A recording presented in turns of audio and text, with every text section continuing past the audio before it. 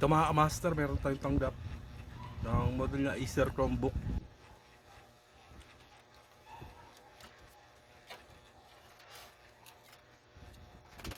Acer Chromebook 14 CBR 431. Yan ang model niya. Fully shorted sa test sa tester.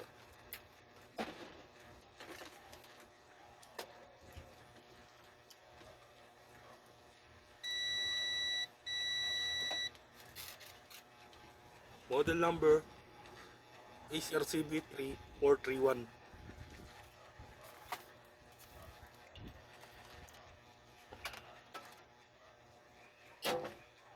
Ito mga master.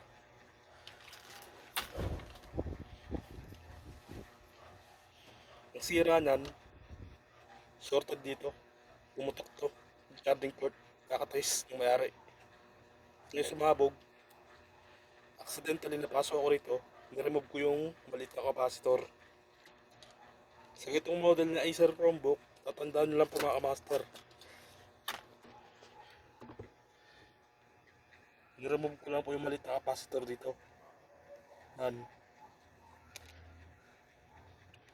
Ayos sa akin tester, itong pinaka itlog mula. Kaya nag-shirt.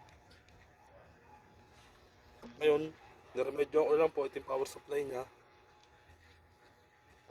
Dahil pumutok ko yung charging pin. Ngayon, direkta dito.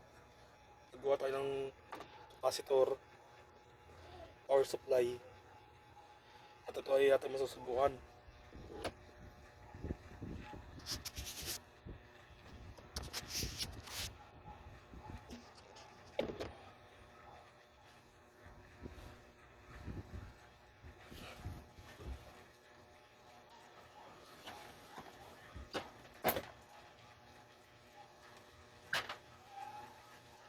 Positive white.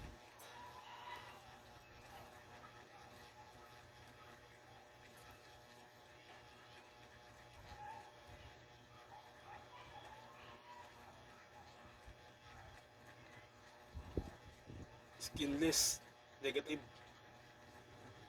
Negative wear. Skinless. O, nakita na po natin mga master na indication yung carding niya. Okay na po. Sa pamagitan ng idea na to, sana ay makatulong sa inyo. Yan po.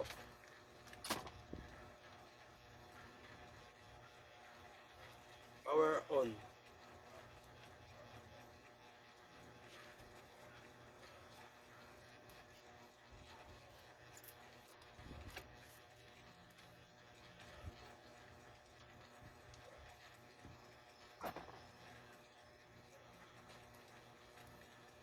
Power on.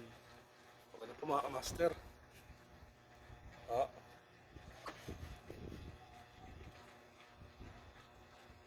Talagang na-chamban po natin ng pagkakaayos.